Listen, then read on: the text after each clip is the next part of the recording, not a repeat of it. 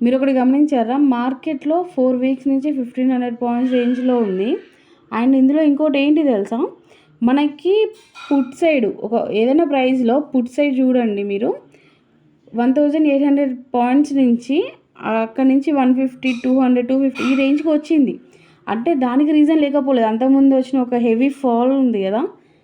So, ఆ ఫాల్‌ని ఏంటి అంటే ఈ ఇప్పుడు మన ఆ రోజు పుట్స్ అన్ని తీసుకున్న బుకింగ్ అంటే ప్రాఫిట్ బుకింగ్ అనేది ఇవాళ ఐ మీన్ ఈ మధ్యలో బయర్స్ అనేది వాటిని క్లియర్ చేస్తున్నారు. ఆల్మోస్ట్ అయిపోయినాయి, క్లియర్ అయినాయి పుట్స్ అని నేను అనుకుంటున్నాను. చూడాలి ఇప్పుడు ఈ వీక్ అంటే ఇంకో 2 డేసే గదా!